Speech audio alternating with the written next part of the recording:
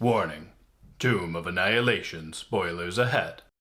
We rejoin Nala the druid, Barakas the rogue, Xaeli the ranger, Torrin the paladin, Keshma, Zandala, and Boblia on the 4th level of the Tomb of the Nine Gods. After examining some paintings on the surrounding walls, Nala and Xaeli stop in front of one that depicts a man in yellow clothing, choking to death on a misty gas. Doesn't mean anything, but it doesn't look great. When you guys are done defacing the paintings, can we please get going? Is destroying art something you do in your spare time? Only when Barakas is misrepresented. Before we continue, please make sure you've subscribed to my channel. It helps me out a lot. From the last episode, Barakas isn't pleased with how the undead artists have depicted him, so he's busy vandalizing various paintings of himself. Nala has also joined in, embarrassed at her fall into the pit in the entrance to the tomb. Satisfied with her new painting, Nala starts searching for a way out and finds a pulley system attached to a door to the east. She can smell extremely rotted flesh when she stands near the door, but otherwise is just going to look for a way to lift it open. The door lifts up into the ceiling above, and the party peers down a long, dark hall that ends at a large, central room. To the left, there is a long, dark staircase that descends into a wide, open room. Xaeli and Boblia hesitantly enter the stairs, only to be chased by a rolling boulder that suddenly drops down behind them. At the bottom of the stairs, the floor suddenly gives way to a pit of acid. Luckily, both Xaeli and Boblia manage to avoid the acid pit while the boulder rolls down into the acid and lands with a dull splash. After taking a moment to catch her breath,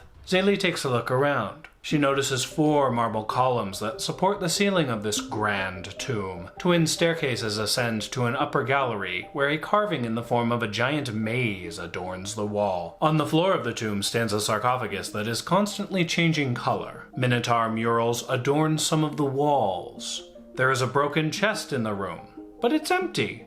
How bizarre. Xaeli spends some time feeling around the wreckage and finds an invisible key. What is your deal, Acererak? The key's use is currently unknown, as the color-changing sarcophagus does not have an apparent keyhole. Weird that there would be a maze in here, wouldn't you think? The maze holds the key. Nice memory. I forgot about that one. Xaeli rides Boblia up to the maze and gazes at it. In her mind, the maze seems to be ever-changing, though whether it actually is or isn't is up for debate. There are no visible exits to the maze, and its corridors appear lit. Xaeli touches the maze and is ripped from her reality, appearing in a 15-foot-high passageway walled by smooth, featureless stone. When she looks up, she can see a horribly distorted version of the room she left behind. Meanwhile, the second Xaeli vanishes, a pack of skeletal minotaurs animate behind the minotaur paintings, burst out, and attack. Why does this always happen? Torrin, you're acting like you're surprised to see skeletons down here. After walking for what seems like forever, Xaeli discovers a black skeleton key. The moment she touches it, Xaeli is ripped back into reality and set atop Boblia, who is hanging out on the ledge that oversees the battle against the Minotaur skeletons. Zandala has taken to the air and is strafing the Minotaurs with her firebolt. Torrin has been backed into a corner to avoid being surrounded while Keshma watches on, no small amount of amusement written on her face. Xaeli, welcome back. A little help? I got this key! Great! Acererak mentioned it in the riddle, so it must be important. A horde of Minotaur skeletons can be a tough battle. Despite their low challenge level, they deal a considerable amount of damage. Nala and Barakas hear the sounds of battle and Torrin's yelling from inside the room with all the paintings. Nala comes running and helps finish the fight, while Barakas slowly ambles over. Has anyone seen the sarcophagus turn black by chance? I'm not sure, but it was yellow again when it was yellow earlier, so it might. Hey Barakas, take this key and when the sarcophagus turns black, open it. Is it going to hurt, Barakas? We don't know. No. Well, actually I can't lie to you, so I don't know. So Barakas is a guinea pig. We've all done it. We're all inhabited by trickster gods, so it's your turn. But Barakas is unique and...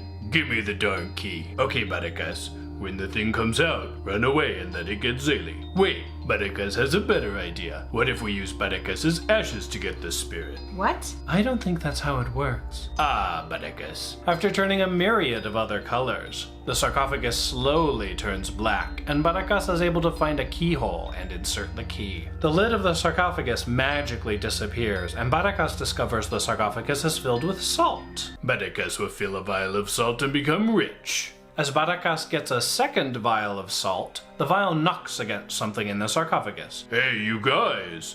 Barakas thinks there's something down here. Pull it out. Barakas is scared. You already opened the sarcophagus. Just do it. I'm gonna kill you, Barakas. Pull it out or I'll kill you. Why, you guys gotta hurt Barakas. Fine, Barakas will pull it out. Instead of anything particularly dangerous, Barakas discovers a bracelet. It looks pretty enough to be sold, so he grabs the rest of them, a total of 10, after slowly digging with his rapier. At the bottom of the sarcophagus is a very colorful robe. Barakas has a bad feeling about this robe.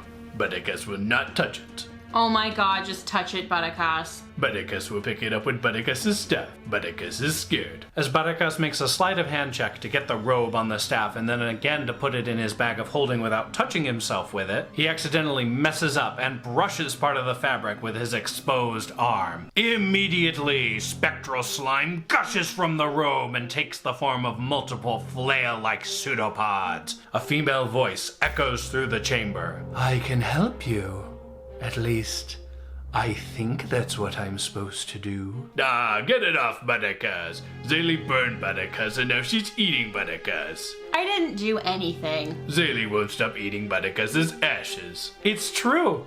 The water skin of Barakas' ashes from the Tomb of Horrors has provided Xaeli with much entertainment, as the only thing Barakas seems uncomfortable with is Xaeli eating his ashes, one dipped finger at a time. Barakas suddenly looks much healthier as Unkh reinforces his constitution, doubling his health. Unkh the flail snail is self-absorbed and indecisive. Unkh's personality doesn't sum up Barakas' character, though it's hilarious that he got possessed by Unkh. Of all the trickster gods. In the next episode, the party discovers an artifact lost to time and finds a room full of imminent danger. Even if they do overcome these obstacles, what will be the cost? As always, thank you all so much for watching. If you enjoyed this video, please hit that subscribe button and smash that like button. I'll see you all next time.